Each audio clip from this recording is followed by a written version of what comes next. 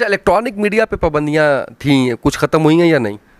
ये पाबंदियाँ खुद साख्ता हैं, कोई पाबंदी नहीं है, बाकायदा कोई लेटर नहीं है। ये पाबंदियाँ ये हैं कि जिन्हें हमारे बयानिए से चिढ़ है और जिन्हें हमारे, दूसरी बात है कि मैनेज करके मीडिया चलाना, मैं तो उसको मीडिया नहीं समझता। ये बड़ी खुली सी बात है, शायद कोई ना कर सके, किसी में इतना हौसला भाई मैनेज करके, मुझे पता है कि कौन कौन किसको कौन किसका लीडर, किस जमात का लीडर, किस हैसियत का कारकुन ओहदेदार कौन से मीडिया को कैसे मैनेज करता है। अगर मैनेज करके मीडिया चलाना है तो वो हमसे अच्छा मैनेज कोई नहीं कर सकेगा, लेकिन वो फिर मीडिया तो ना हुआ ना। मीडिया तो वो हुआ कि मैंने आपसे बैठने तक अभी तक कोई सवाल ये नहीं किया कि आप मुझसे क्या पूछेंगे। आप आज़ाद हैं सवाल करने में, मैं आज़ाद हूँ जवाब देने में। अगर मीडिया मैनेज करके चलाना है तो हमसे अच्छा भी कोई नहीं चला सकेगा, लेकिन फिर वो मीडिया नहीं है, वो ख़ुद को मीडिया कहना छोड़ दे। अब वो मैनेजर जो बैठे हुए हैं मीडिया के, वो उनकी तरफ से जो भी मीडिया को दिया जाता है या लिया जाता है, उस वजह से हमारा, उनको पता है कि ये बयानियाँ जो है ना, ये आम आदमी को भी अट्रैक्ट करता है। ये वो बयानियाँ है, अगर लोगों तक सही पहुँचना शुरू किया, फेसबुक को क्या तकलीफ़ है कि वो अल्लामा खादिम हुसैन रिजवी की तस्वीर पर भी चिढ़ खाता है। इसकी वजह यह है कि भाई ये असल बातें हैं, ये वो बातें हैं, हक़ाइक़ हैं जो मीडिया पेश करता है, ये दुनिया पेश करता है। जनाब ये टेररिस्ट हैं, ये जनाब बड़े शिद्दत पसंद हैं, ये फ़लाँ हैं फ़लाँ हैं, लेकिन बाबा जी का 5 मिनट का क्लिप सुनने वाला बाद में ये फ़ैसला करने पर मजबूर होता है कि जो मैंने सुना था वो गलत है या ये जो खुद कह रहे हैं ये गलत है। तो वो जब और 2-3 दफ़ा सुनता है तो उसको मालूम हो जाता है कि कहने वाला ठीक कह रहा है, अगरचे उसके मुखालिफ बात जा रही हो। मुखालिफिन भी मानते हैं। तो यही बात है, ये बयानिया ऐसा है, ये बातें ऐसी हैं जिसको हम जब भी करते हैं और जहाँ भी किसी प्लेटफॉर्म पे करते हैं तो वो लोगों को अट्रैक्ट करती हैं। तो मीडिया ये नहीं चाहता कि लोगों के सामने सच्ची बात और हक़ की बात पहुँचाई जाए। और मैनेज मीडिया को मैं मीडिया मानता नहीं हूँ, इसलिए मीडिया हमसे खार खाता है। पॉलिटिकल सिनेरियो आपके सामने है। खान साहब जाने से पहले कह के गए, कोई रह तो नहीं गया जो मेरे ख़िलाफ़ हो।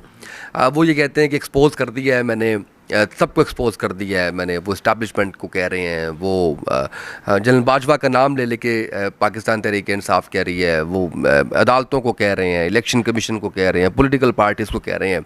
आपका क्या मौक़िफ़ है इस हवाले से?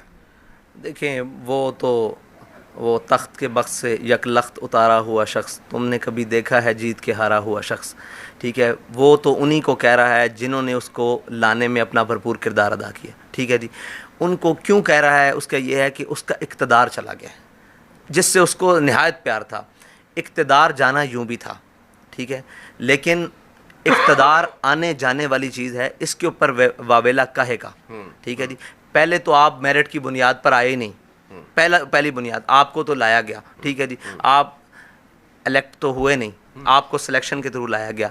जिस सिलेक्टेड को सिलेक्ट किया जाए, सिलेक्ट करने वाले अनसेलेक्ट कर दें तो उसको शोर डालने की ज़रूरत नहीं है। या तो तुम कि अपने बिहाफ पर 3.5 साल में कोई एक फ़ैसला करते कि पता लगा मुल्क का वज़ीर आज़म, वो तो एक यूट्यूबर लगता था। सच्ची बात है, वो तो एक बिल्कुल, यानी कि खान साहब तो कंटेनर से नीचे नहीं उतरे इतने साल। तो वजारत उज़्मा पे भी वो कंटेनर पे थे और अभी भी वो कंटेनर पे हैं। तो उनके बारे में बात करना और उनके बारे में ये कहना कि ये, उसमें किसी किस्म की कोई ऐसी बात नहीं थी जो बात, उसने बातें वो की जो कोई लीडर करता है, लेकिन अमल वो दिखाया जो एक भगोड़ा करता है। आज भी जब खड़े होने की बारी आई है तो वो देखें, वो डी चौक से भाग गए हैं, वो सारा कुछ बातें इतनी बड़ी बड़ी, और जनाब ये है वो है।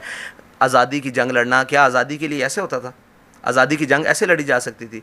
मतलब अभी 2 पटाखे चले नहीं तो कौम आगे लग के भाग गई और जनाब ये कर दिया वो कर दिया। मतलब उस शख्स के बारे में मैं तो अपने ये सोच रहा है कि उसके बारे में बात करना भी फजूल है। वो एक ऐसा नासूर है इस माशरे के लिए कि जो पाकिस्तान को दिन ब दिन नुकसान ही पहुंचाएगा, और उसको किसी दुश्मन की भी ज़रूरत नहीं है। जो वो कह रहा है उसी दलदल में इंशाअल्लाह आइंदा आने वाले वक्त में फंसता रहेगा। लीडर वो होता है जो मुश्किल हालात में सब्र के साथ और अज़म और इस्तिक़लाल के साथ आगे चलता है। ये नहीं होता कि आप असम्बली से भी भाग जाएं, फिर मैदान लगाएं, मैदान से भी खुद मैदान लगाएं और ख़ुद मैदान से भाग जाएं। तो ये तो कोई उनके बारे में, मुझे ये जो बयानिया ये रखा हुआ है कि ये इम्पोर्टेड हुकूमत है और अमेरिका ने ये साजिश करवाई है। वो एक ख़त भी दिखाया उन्होंने और कहा कि अमेरिका क्योंकि चाहता था कि मैं यहाँ से जाऊँ और वो चाहता था कि ये इनको लेके आए और ये साजिश हुई है। तो क्या कोई साजिश आप समझते हैं कि हुई है इनके साथ? अमेरिका ने साजिश करके इनको लेके आए हैं दूसरों को? मुझे ये बताएं कि जो साजिश करते हैं उनको सुलह के पैगाम भिजवाए जाते हैं और फिर ये भी कहें कि वो इम्पोर्टेड साजिश है। तो एक इम्पोर्टर को तो पैगाम भिजवाया गया कि जनाब आप सुलह कर लें हमसे, तो जिन्होंने साजिश की, आप उनसे सुलह करने की बातें कर रहे हैं और कौम को बेवकूफ़ बनाने के लिए एक बयानिया खड़ा कर दिया जी ये अमेरिका और ये जनाब अमेरिका को इतने वफादार ग़ुलाम को हुकूमत से उतारने की क्या ज़रूरत थी कि जो अपने मुल्क, अमेरिका के गुलाम थे ये खुद। देखें मैं आपको साबित करता हूँ ना कि जो अपने मुल्क में लब्बैक या रसूलुल्लाह नारा लगाने वाले, नामूस रिसालत के लिए रोडों पर निकलने वाले, ताजदार ख़त्म नबूवत नारा लगाने वाले, पाकिस्तान जिंदाबाद नारा लगाने वाले बच्चों के ऊपर गोलियां बरसाए और उनको खून से नहलाए और उनके खून रोडों के ऊपर बिखरे पड़े हों, मुझे बताएं ऐसे ग़ुलाम को अमेरिका को क्या ज़रूरत थी कि वो हुकूमत से नीचे गिराए? ऐसे ग़ुलाम को जिसने आसिया मसीह को रिहा करवाया हो, ठीक है जी, जिसने आफिया सिद्दीकी के बयानिए के ऊपर इलेक्शन लड़ा हो और सियासत में आया हो, उस बयानिए को छोड़कर वो आसिया मसीह को इस मुल्क से फ़रार करा रहा हो, वो कादियानियों को अक़लियत से निकाल कर और जनाब उनको हकूक़ देने की बात कर रहा हो और उनके हकूक़ देने के लिए जनाब उनके घरों में क़याम कर रहा हो, मुल्तान की बात है, तो उस शख्स को हुकूमत से किया था मुल्तान में ये जलसे पे गए हैं शाह महमूद कुरैशी साहब और इनके सारे चाहने वाले वहाँ हैं, लेकिन मुल्तान की इस्लाम अखबार की रिपोर्ट ने मंगा के देखें कि मुल्तान जलसे के बाद इन्होंने जहाँ क़याम किया वो एक कादियानी का घर था।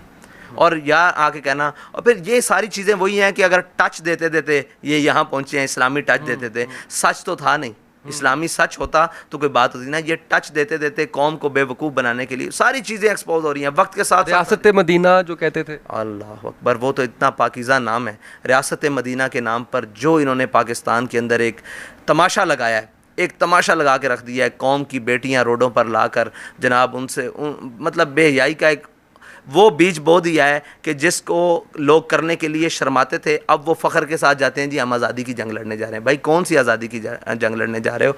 हमारी माएँ बहनें तो वो हैं जिनको कुरान ऊंचा भी इस्लाम कहता है आपने नहीं पढ़ना, कोई गैर मर्द ना सुन रहे, वो क्या इमरान खान के जलसे में ऐसे करने के लिए जा रहे हैं?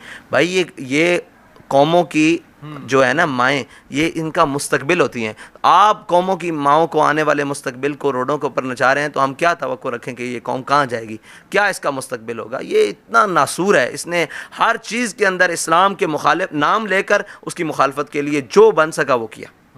अच्छा, अब जो इकॉनमी का एक क्राइसिस चल रहा है, चले उससे इकॉनमी के क्राइसिस से पहले नून लीग से क्या आप तवक्को रखते हैं कि नून लीग, सिर्फ नून लीग नहीं, साथ क्योंकि अभी पीडीएम कर लें आप, उसमें पीपी है, उसमें बाकी जमातें भी हैं, उनको हुकूमत मिली है, उनके बारे में क्या राय है? देखें ये तो ऐसे है कि खरबूजों का बाग हो और उसमें गिदड़ को राखी दे दी है कि आप इसकी हिफाजत करो, ठीक है जी। ये नून लीग मुल्क को यहाँ तक पहुँचाने वाले ये सारे शामिल हैं, इन्होंने ही तो इस मुल्क का बेड़ा गर्क किया, ठीक है जी। नारा खान साहब ने यही लगाया था ना कि जनाब ये मैं चोरों के ख़िलाफ़ आया हूँ, तो मुझे बताएं उनकी कैबिनेट में कौन सा इम्पोर्टेड और जनाब लोकल चोर नहीं था जो बैठा हुआ था, कौन सा चीनी चोर नहीं था जो बैठा हुआ था? आज वही चीनी चोर इनके हमायती बन गए हैं। ये बंदों को गिना करते हैं, तोला नहीं करते। यही तो एक इस निज़ाम का रोला है, इस निज़ाम का रोला है कि इसमें बंदे गिने जाते हैं, तोले नहीं जाते। अगर तोलने वाले होते तो कभी जहांगीर तरीन और अलीम खान इस सिस्टम में आके बैठ सकते। ओए तुम तो भगोड़े हो, तुमने ही तो पिछले 4 साल में मुल्क का बेड़ा गर्क किया, 3 साल में, अब दोबारा आके और फिर ये पूरे जो तोले गए हैं, जो गिने गए हैं, इनको तोला जाता तो इनमें एक भी पाकिस्तान के म्यार पर पूरा नहीं उतरता। मुझे बताएं कि शहबाज शरीफ का क्या किरदार है पाकिस्तान के हवाले से, पंजाब के हवाले से? सारा कुछ ज़ाती मिलें और सारा कुछ और जनाब सारे वसाइल वो अपने लिए इन्होंने लगाए रखे हैं। लेकिन पंजाब के बासी कहते हैं कि एडमिनिस्ट्रेटर तो बड़ा अच्छा है। किस हवाले से? इन्होंने एडमिनिस्ट्रेटर देखा नहीं ना, इन्होंने उसके से अच्छा कहा है जो वो डीजी खान से लाकर यहाँ लगाया गया था, उससे तो उन्होंने अच्छा कहना ही था, साफ ज़ाहिर है। वो क्या कहते हैं कि नाम क्या है, गधा बेहतर, खच्चर बेहतर है गधे से। तो ये इन्होंने देखा ही नहीं कि एडमिनिस्ट्रेटर कहते किसको हैं, इन्होंने दयानतदार लोग देखे ही नहीं। इन्होंने ये कहा कि जनाब चलो चोर अच्छा है डाकू से। तो ये इस तरह का माहौल है। अगर इस मुल्क के और इस सूबे के और किसी भी सूबे के मसाइल के एतबार से वसाइल ख़र्च किए जाए ना, तो ये पाकिस्तान वो जगह है जो कम अज़ कम इस दौड़ के अंदर और इस तरक्की के माहौल के अंदर एक उभरता हुआ सितारा बन सकता है। लेकिन हमेशा जो इसको मिला है उसने इसको खाया है, और जो नुकसान दे सका है वो नुकसान दिया है। ज़ुबान से देना पड़ा, ज़ुबान से दिया है। अपनी फैमिली से देना पड़ा, अपनी फैमिली से दिया है। मुझे ये बताएं, हम एक इनके बकौल एक जमहूरी मुल्क में रह रहे हैं, ये कौन सी जमहूरियत चल रही है? पीडीएम वाली ये जमहूरियत चल रही है, ये जमहूरियत चल रही है। ये भी सिलेक्टेड है, ये भी तो लाए गए हैं, ये भी तो लाए। आपको कभी ऑफर नहीं हुई? ऑफर तो होती हैं, लेकिन पड़े इस बला में मेरी बला, मैं गदा हूँ अपने करीम का, मेरा दीन पार। मेरे एक दोस्त हैं और हम एक दफ़ा कश्मीर गए तो वो खड़े थे, तो उन्होंने जो बिल्कुल बॉर्डर के करीब, तो उन्होंने कहा हाफिज़ साहब अगर अल्लाह ताला ने हमें हुकूमत दी तो आपने कश्मीर की मदद करनी है। मैंने कहा दुआ करना अल्लाह ताला हमें हुकूमत ऐसी ना दे जो हमारे हाथ पांव बंधे हों, हम कम से कम आज़ाद होकर आएँ और किसी के बल बोते के ऊपर ना आएँ, जो बात कहें उसके ऊपर पहरा दे सकें। हमारे कायद ने हमें यही सिखाया है कि जो कहना है सोच कर कहना है, और जो कह देना है फिर उस पर जान भी चली जाए, उस पर जनाब करबला लग जाए, उस पर सब कुछ लुट जाए, आपने अपनी बात से अपने हर्फ से पीछे नहीं हटना। तो ये ऑफ़र्स होती हैं, लेकिन ऐसी हुकूमतों का, ऐसे ओहदों का क्या फ़ायदा कि आप ग़ुलाम बने रहें। और आप बिल्कुल आज़ाद की जो एक आन है, महकूम का एक साल, बस ये याद रखिएगा। अच्छा, ये दिसंबर 21 की बात है या जनवरी 22 की बात है? इजाज़ चौधरी साहब ने एक बयान दिया था कि टीएलपी के साथ जो है वो हमारा हो सकता है कुछ सीट एडजस्टमेंट की बात की, कुछ उन्होंने कहा कि उनके साथ हमारा इल्हाक हो सकता है। कोई ऐसी बात आगे चली थी, कोई राब्ता हुआ था, क्या हुआ था जो उन्होंने बड़ा इस तरह से खुल्लम खुला ये इस बात का इजहार किया था? देखें, हमारे दरवाजे खुले हैं, हमें कोई भी मिलने आता है ना, यहाँ ये दरवाज़ा, हमारा दुश्मन भी हमें मिलने आएगा तो हमारे घर आया है तो हम उससे ज़रूर मिलेंगे, कोई भी आएगा।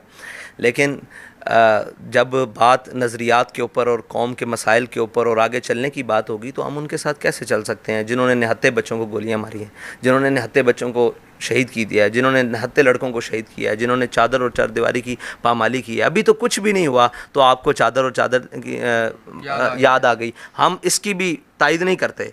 हम किसी शख्स के घर में घुसने की, किसी सरकारी इदारे, नीम सरकारी, गैर सरकारी इदारे का, किसी शख्स को किसी के हदूद में दाखिल होने की हम कभी हिमायत नहीं करें। हम आज भी उसकी मजम्मत कर रहे हैं, लेकिन ये मजम्मत उस वक्त भी काबिल मजम्मत थी जब हमारे घरों पर हो रहा था।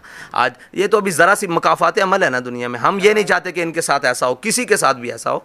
हम वो लोग नहीं हैं जो अपने बॉक्स के अंदर आके तुम्हारे घरों को उजाड़ें। हम समझते हैं कि ये ना गलत चीज़ें हैं। मर्दों के साथ मैदान में बातें होती हैं, घर वालों का कोई ताल्लुक़ नहीं होता। लेकिन हमने घर तोड़वाए हैं, दरवाजे भी तोड़वाए हैं और जनाब हर किस्म का जुल्म और तशद्दुद बर्दाश्त किया है। इसलिए वो आए थे हमारे पास और ये बात करने के लिए कि आप हमारे साथ सीट एडजस्टमेंट और ये वो, लेकिन उन्होंने बड़ी नपे तुले अल्फाज में बात की थी जिसके अंदर से माना तो ये निकल सकता था लेकिन ज़ाहिरी बात नहीं थी। तो हमने उन्हें कहा था कि भाई हम नज़रियाती सियासत करने वाले लोग हैं, हम नज़रियाती तौर पर मैदान में आए हैं और हम उन लोगों के साथ बिल्कुल नहीं मिल सकते जिनकी तारें अगयार के हाथों में हों और जिनकी डोरियां अगयार के हाथों में हों और जिनके फ़ैसले अगयार के हाथों में हों, वो अपने हाथों में बेबस हों।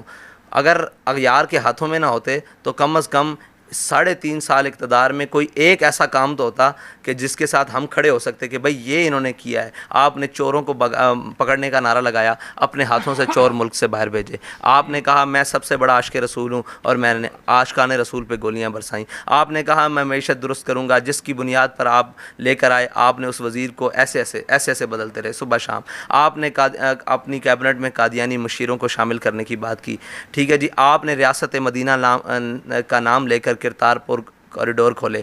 आपने जनाब इश्क़ रसूल का नारा लगाकर इस मुल्क के अंदर से गुस्ताख़ रसूल आसिया मलूना को फ्रांस भेजा।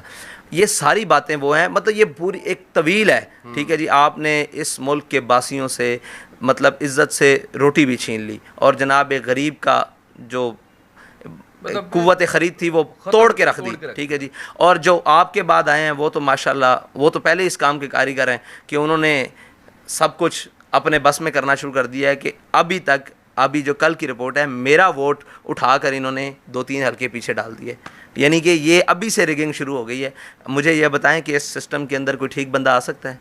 जिन्होंने आते साथ ये मेरा ज़ाती वोट मैंने चेक किया है, अभी परसों चेक किया है कि मेरा वोट जो है उन्होंने उठा के 2-3 हल्के, फिर मैंने बाकी लोगों को चेक कराए, जितने हमारे करीबी लोग थे उन सब के वोट उठाकर 2-3 हल्के। मैं रहने वाला इस इलाके का हूँ, मेरा वोट उठाकर वहाँ पार्टी के सरबराह हैं। यानी कि जो इतने कारीगर हैं, हाथ की सफाई उनकी इतनी, आप इन कफन चोरों से क्या उम्मीद है? ये फिर बात ठीक है कि इनको मेरी इतलात के मुताबिक इनको सितंबर तक का टाइम मिला है कि सितंबर तक इलेक्शंस जो है वो आ जाएगी, ये अपना निगरान हुकूमत और फिर इलेक्शंस हो जाएंगे। तो ये उस वक्त तक जितनी आप मैनेजमेंट कर सकते हैं रिगिंग के हवाले से, ये मेरे रिसोर्सेज की ये खबर है, तो वो मुझे उसका एक वो सबूत मिल रहा है कि ये वाकई जिस तेज़ी से ट्रांसफर्स कर रहे हैं और वो चीज़ें कर रहे हैं, ये सारा कुछ करेंगे।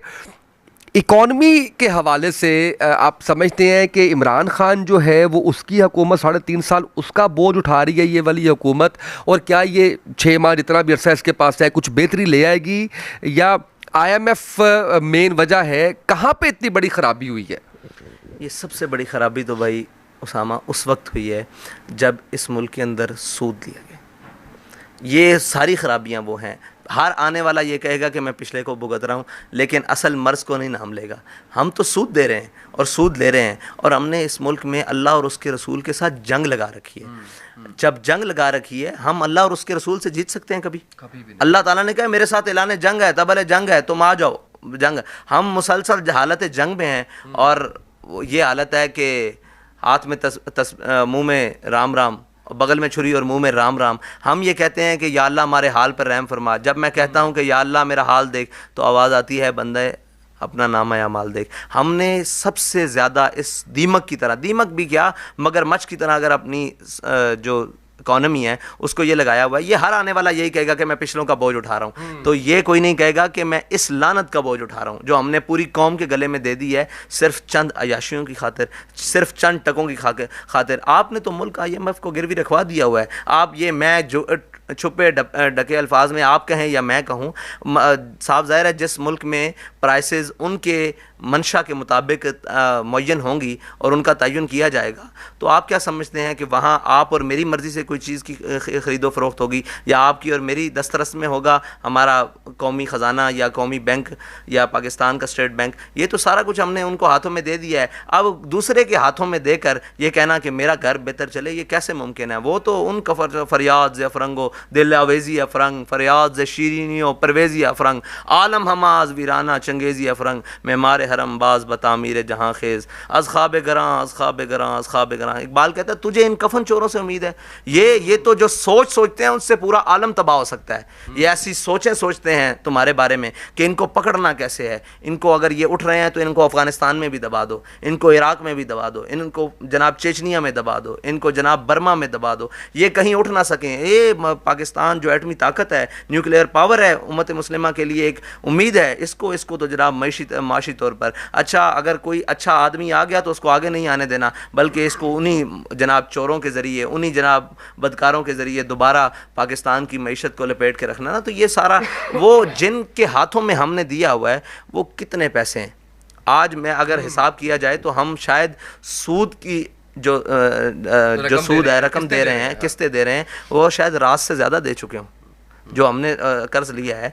तो इसका जो हमारी मईशत है, इसका दलदल में फंस जी एक है सूद, और सूद से बड़ी लानत अभी तक इस कौम के ऊपर, इससे ज़्यादा माशी बदहाली अभी कुछ भी नहीं है। अभी अल्लाह हम पर रहीम है, उसने हम पर अजाब नहीं भेजा, हम पर सिर्फ इनकी सूरत में अजाब भेजा, इन हुक्मरानों की सूरत में कि तुम इनको भुगतो।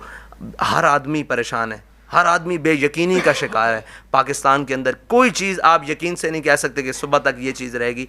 यानी दुनिया ये तो है ही ऐसी, लेकिन जो चीज़ें इंसान की बनाई हुई हैं कि ये चीज़ें सारी ये चीज़ें उनकी कोई हैसियत नहीं, लेकिन बेयकीनी बेबरकती जनाब एक दूसरे से बिल्कुल ऐसे है कि पता नहीं क्या हो जाएगा। तो ये सारी उसी की लानतें हैं, ये सारी उसी की वो जो बताई गई हैं निशानियाँ, ये सूद की निशानी है सारी। बिल्कुल सही है। तो ये हमारी रीढ़ की हड्डी को तोड़ के रखा है ना जिसने, वो सूद है। और फिर उसके बाद वो नाअहल हैं जो हम पर मुसल्लत किए जाते हैं, कोई इम्पोर्टेड ला कर किए जाते हैं और कोई लोकल ला कर किए जाते हैं, और सब की तारें बाहर के हाथ में होती हैं।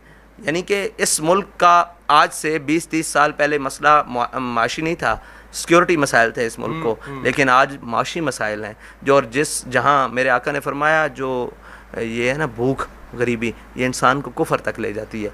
वो गोरा वो कुफर ये समझता है कि जब इनको हम माशी बदहाली में ले जाएंगे, ये फिर अपने नज़रिए से हट जाएंगे, ये फिर भूल जाएंगे कि हमने मुल्क किस लिए बनाया था, ये भूल जाएंगे कि हमने एटम बम क्यों रखा हुआ है, ये फिर हमारे लिए सारे दिन ब दिन जनाब बदहाली का आता रहेगा। और जब तक हम अपनी अयाशियाँ नहीं छोड़ेंगे, जब तक हम इन जनाब कोई 10-15% जो अयाश हैं इनको पालने के लिए वो 85-90% तबके का जब तक इस्तेहसाल ख़त्म नहीं करेंगे, उस वक्त तक इस मुल्क की मईशत दुरुस्त नहीं हो सकती। बिल्कुल सही। दो बड़ी अहम चीज़ें जो है वो बताई हैं, एक आपने अयाशी के हवाले से और दूसरा आपने जो है वो सूद के हवाले से।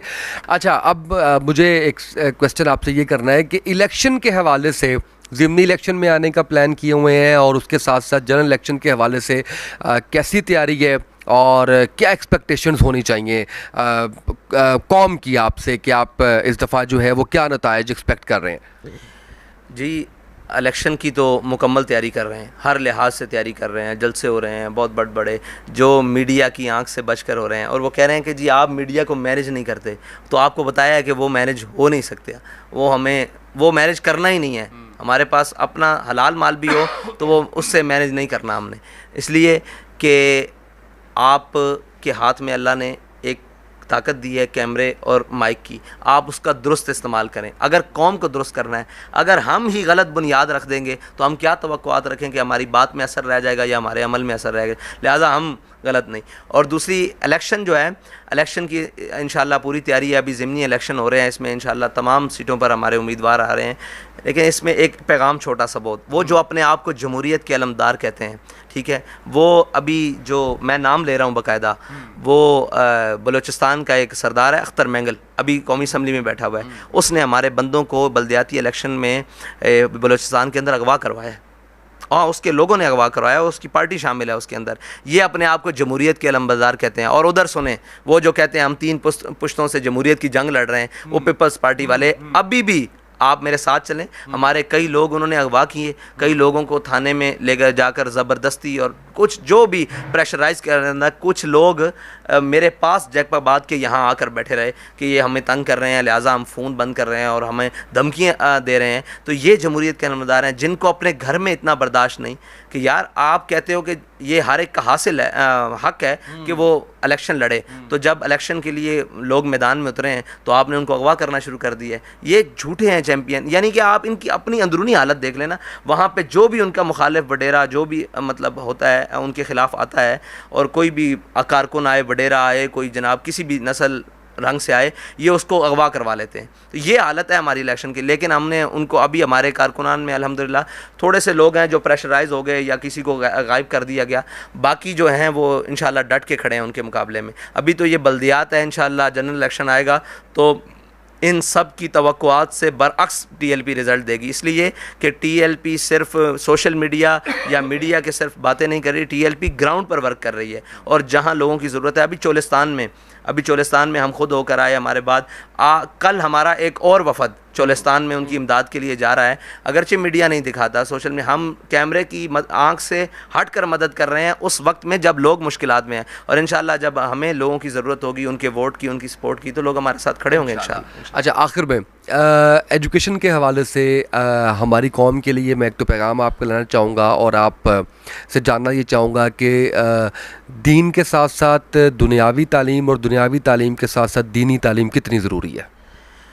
देखें जी, इल्म वो है, कोई भी इल्म हो उसको हासिल किया जाए, लेकिन बाबा जी फरमाते थे मैं चाहता हूँ हमारे बच्चे दुनिया के हर इल्म पढ़ें, लेकिन दुनिया के किसी एयरपोर्ट पर उतरें तो देखने वाला ये कहे कि मोहम्मद अरबी का ग़ुलाम आ रहा है। बस ये है। कोई भी दुनिया में जो भी तालीम चल रही है, हर एक अपने बच्चों को दिलवाओ, लेकिन यार कुरान से दूर रख के तो ना दिलवाओ ना, हदीस से दूर रख के तो ना दिलवाओ ना। हर कुछ पढ़े, शर्क पढ़े, गर्ब पढ़े, सब कुछ पढ़े, और अल्लामा इकबाल ने नहीं पढ़ा, सब कुछ पढ़े, लेकिन अपने आका मौला सल्लल्लाहु अलैहि वसल्लम के दामन से वाबस्ता रहे। उनसे जो चीज़ें हैं वो इल्म वाली, जो भी उन्होंने एक बुनियादी चीज़ें अभी तरक्की के लिए बनाई हैं और सारा कुछ, वो सारे इल्म पढ़े। ज़रूरी है हर मुसलमान पढ़े। हमारे बच्चे अभी भी हम आपको बताए हैं हर इल्म हासिल करने के लिए मुल्क से बाहर भी जा रहे हैं, हर यूनिवर्सिटी में पढ़ रहे हैं, हम उनको मोटिवेट कर रहे हैं। हमारे जो एजुकेशन वाले लोग हैं जिनके पास वसाइल नहीं थे, कोई LLB कर रहा है, उसका ताउन किया जा रहा है, मतलब इल्म तालीम के शोबे में भी उनके साथ चला जा रहा है। तो ये लोग, हमारे बच्चे पढ़ भी रहे हैं, और इल्म वो है जिसकी बुनियाद पर इंसान आगे बढ़ सकता है। ठीक है जी। और ये बात याद रखें कि कुरान को छोड़कर नहीं पढ़ा जा सकता। मुसलमान के लिए ये पैमाना है, काफिर के लिए ये पैमाना नहीं है। कुरान मोमिन के लिए पैमाना है। जब ला इलाहा इल्लल्लाह मुहम्मद रसूलुल्लाह पढ़ लिया तो फिर अलहम्द से लेके वन्नास तक ये मुसलमान के लिए कुरान है। ठीक है जी। काफिर जैसे मर्जी उसके लिए तरक्की दुनिया में होगी, लेकिन मोमिन की तरक्की ये है कि वो कुरान पर अमल करे और दुनिया की हर इल्म को पढ़े और जांचे, देखे क्या हो रहा है, फिर सारा कुछ पढ़कर आकर कहे कि जनाब हवा हो ऐसी हिंदुस्तान से आए इकबाल, उड़ा के मुझको गुबार राह हिजाज करे। वो कहे कि मैंने शर्क भी पढ़ा, गर्ब भी पढ़ा, लेकिन मेरी तमन्ना ये है कि मैं खाक बन जाऊं और खाक बनकर उस रास्ते पर पड़ जाऊं जो रास्ते से हाजी गुज़र कर जाते हैं, फिर उन हाजियों की जूतियों के साथ मेरी खाक लगे और मैं तैबा पहुंच जाऊं। ये जब मोमिन का मकसद हो जाएगा ना, तो फिर उसको दुनिया का कोई फ़लसफ़ा, कोई जनाब कायदा और कोई तालीम अपनी राह से नहीं हटा सकती, अपनी मंजिल से नहीं हटा सकती। बाकी उसको मंजिल को पाने के लिए ये